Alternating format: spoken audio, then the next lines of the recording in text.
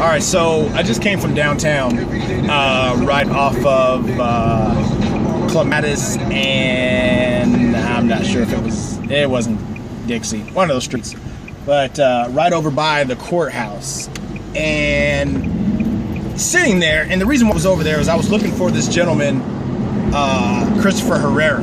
Okay, Christopher Herrera, a couple of nights ago, he got arrested for beating up the Clematis Authority director, which is this dude who, he's an asshole, basically.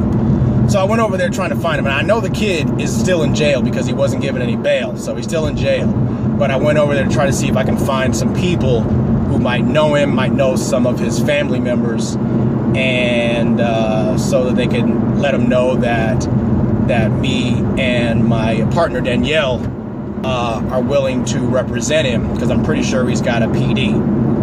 Now, as I went over there, I met a young lady from New Jersey. Her name was Kenyette Hobbs. In fact, she even gave me her resume.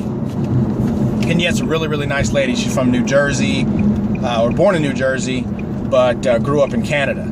And I met another lady named Pam. I met a gentleman named Mustafa.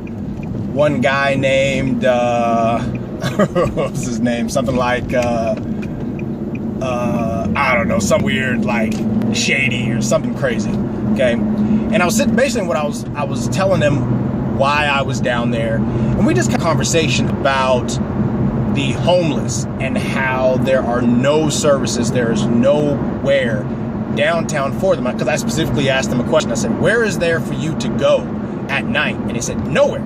There's one facility, and that facility is only for at-risk drug users, sometimes people with children, but for the most part, there are zero places, shelters, nothing like that, downtown, West Palm Beach, or for the most part, anywhere downtown. And the reason is actually pretty simple. It's because West Palm Beach wants to criminalize being homeless. But as I'm talking to these people, you know, and they have, and as I was talking to them, there was a cop that had pulled up and he was harassing the guys.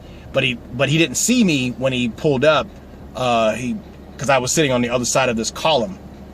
And once he saw me, he changed his tune a little bit because he saw that I had keys, right? Which obviously denotes, because my car was parked across the street.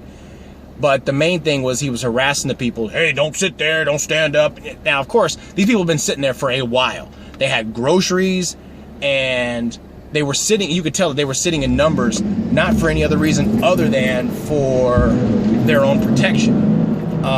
They were talking about how some of the young people come down there and harass them. They were even talking about the fact that Raphael himself comes over there and messes with them, and even says, as long as you guys are over here on this side street and not literally on Clematis, you guys can do whatever you want to. The people that they were talking about were the yellow shirts, which is something that me and my partner have actually seen, which the yellow shirts are the gold shirts. They are basically the street security.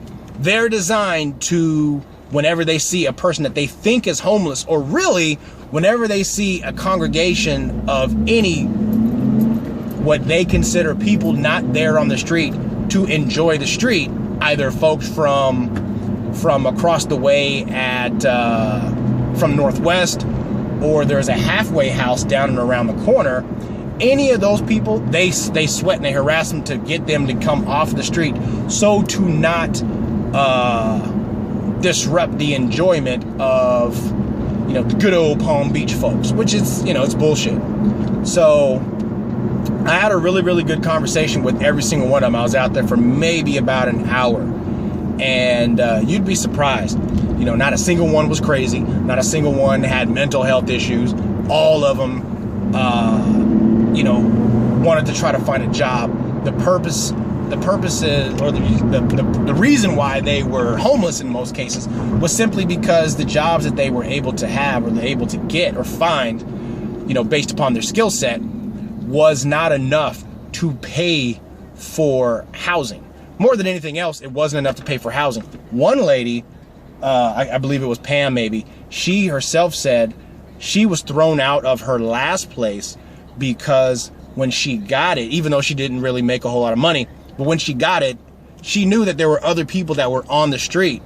And so from time to time, she would let some of those people stay in her place overnight because she knew that because she knew a lot of people on the street. And so she would let some of them stay every once in a while because there's no homeless shelters, and it was better than being out on the street where the police or the gold shirts or just ordinary, average, everyday douchebags, what they said were the college kids from the Bible college up the street, were always over there harassing them, which actually doesn't surprise me. So anyway, that's something that our firm advocates for, but these people need help. These people need help. They need help. They need help. You know, this really isn't about anything other than just what my last 20, 30, 45, well, actually my last hour has been like. But I'll see these people again, and I told them that I would try to advocate for them. And so that's what I'm going to do.